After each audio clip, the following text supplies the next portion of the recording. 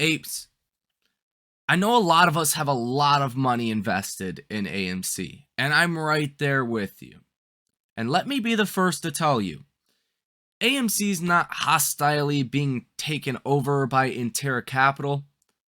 It already has, in the form of taking away our voting power. This is not a typical hostile takeover of the company.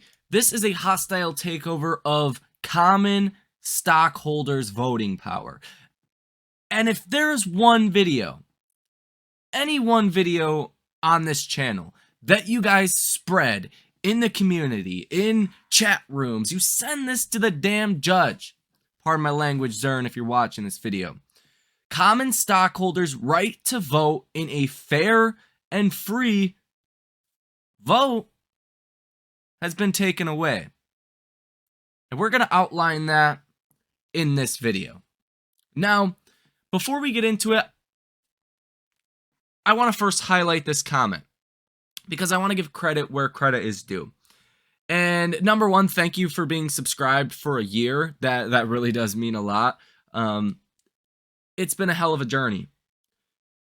This comes from Dan MC Bernie 1290. He says, we're waiting on Judge Zurn to schedule the status conference requested by the plaintiff. That could be any time between now and next week. Her schedule is packed at the moment. The TRO/SQO hearing for the 27th has been canceled. However, it's possible that the court could replace it with the status conference. I would bet that even though the standard response period is 60 days from the filing of the settlement with the court, that the parties, plaintiffs, and defendants will jointly ask the court for an expedited or shortened response period of 30 days.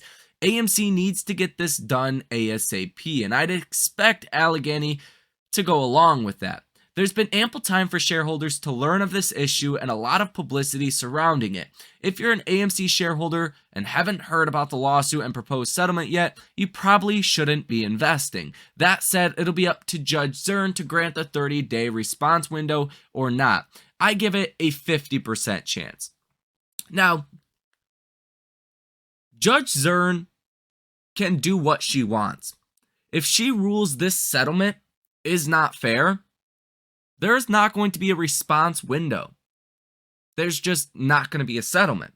And this will have to go through the due process that essentially she was saying. And I highly urge you, Judge Zurn, if this does reach you, that is what should happen. At least do a vote of common stockholders, because our voting power was hostilely taken from us. This is not something we voted on. We did not vote to have no voting power. That did not happen. And any other institution, hedge fund, large investor with a stake of size and scale that retail investors collectively have, this would have not happened to them. Now, I'm not going to be the one to say, is this right or wrong for AMC's business? I mean, hey, if you got to dilute shareholders 80, 85, 90, 95%, and that's what you need to do, well, maybe that's what you need to do. I would argue AMC is not in that position.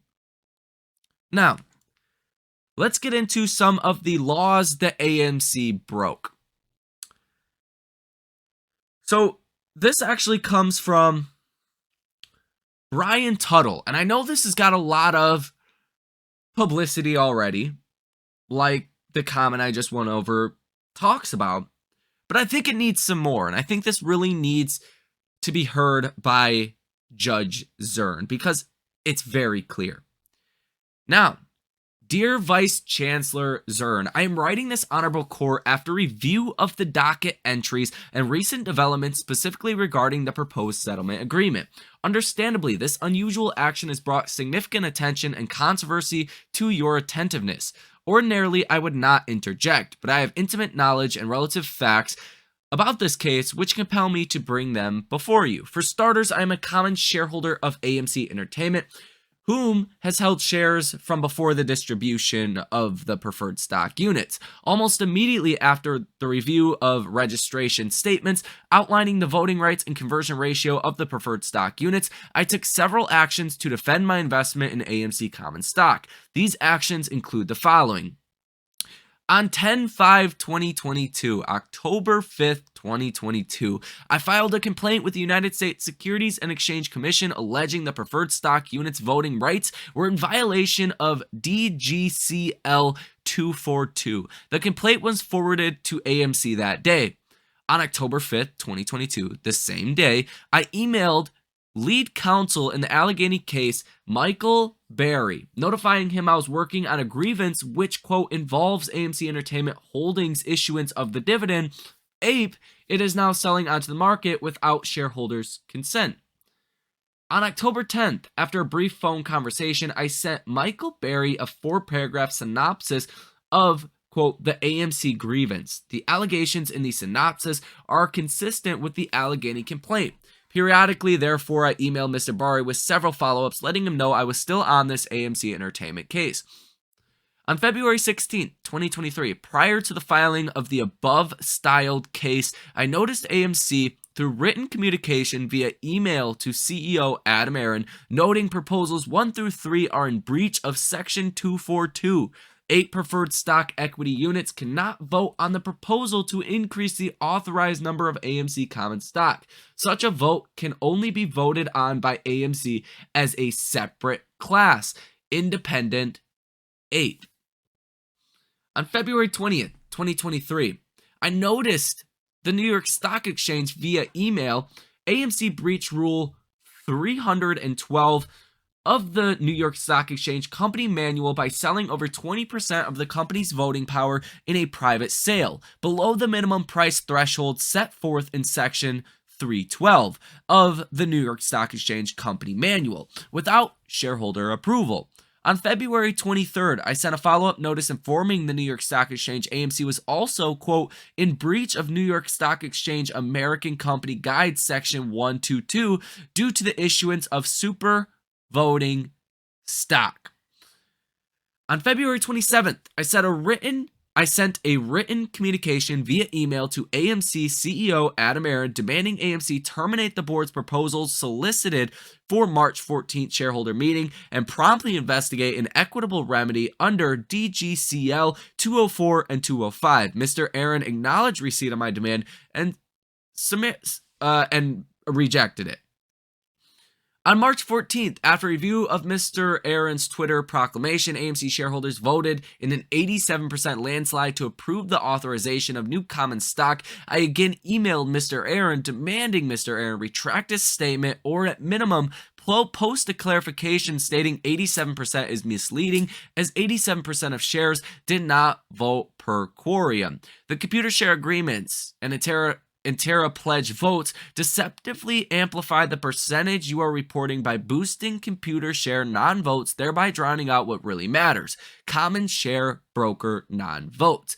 Emphasis added. As grounds for the need for clarification, I stated unsophisticated investors may be further damaged by your false claims of a landslide as evident by today's price action immediately following your statements. On April 5th, I started a petition to opt out of proposed class action settlement. Now, this basically was filed right after really right before this settlement actually went into effect or was brought to the court's attention, right when we knew about it. Brian Tuttle was very quick on it. So it is like 2 weeks old now. And there has been a lot more people vote in favor of this. But what's the key here? What's really the problem? AMC sold over 20% of the voting power to a single entity in literal agreement to vote for AMC's proposals. Imagine if this was Warren Buffett or someone else that owned a substantial stake in another company. Do you think this would have happened? Do you think there would have been blatant manipulation and fraud, outright deceptive, illegal actions taken by AMC or any other company? Absolutely not. But in this case, with AMC, no problem, because we're just retail investors. And this is where I have a problem.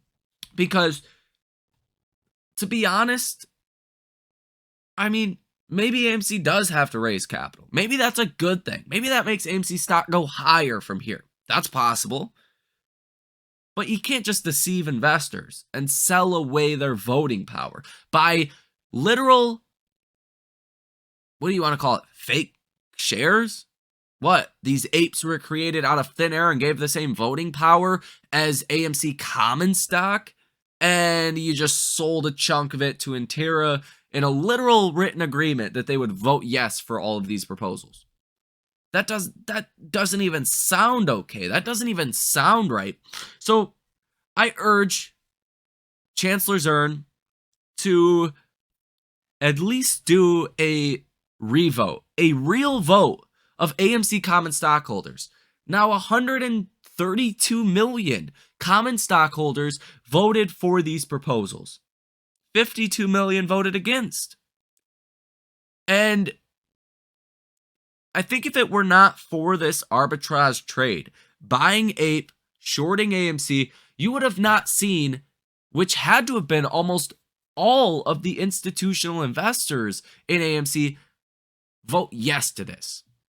Because the institutional ownership on AMC sits at 133 million.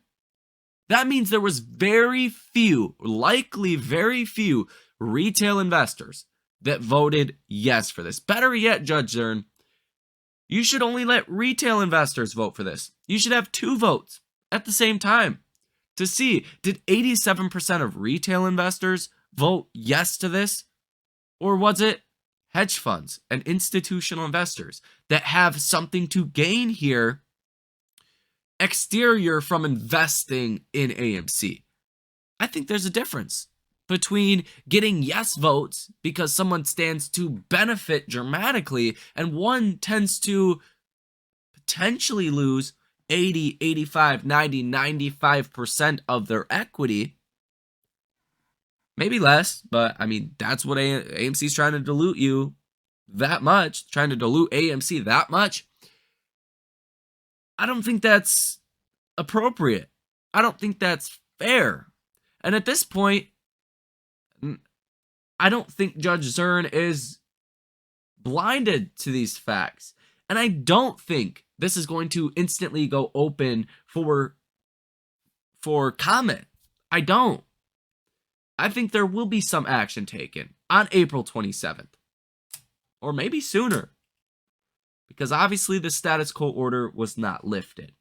Meaning that there's more investigation to do. And I think it's pretty clear from this video, from the laws that AMC broke, literally selling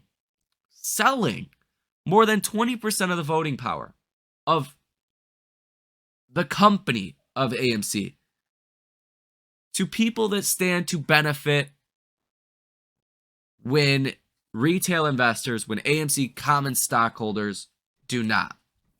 This was deceptive on multiple different levels. So if there's any video that you guys decide to push out, it should be this one. Share this with a friend, share it with a couple friends, share it with your family, whoever is invested in AMC. Because the silver lining to this is, although I very much do appreciate and do love every single one of you guys from the bottom of my heart. I mean, you've been subscribed for a year. You've probably watched many, many videos. You've hopefully learned a lot. And this was, I mean, a pretty well thought out comment here.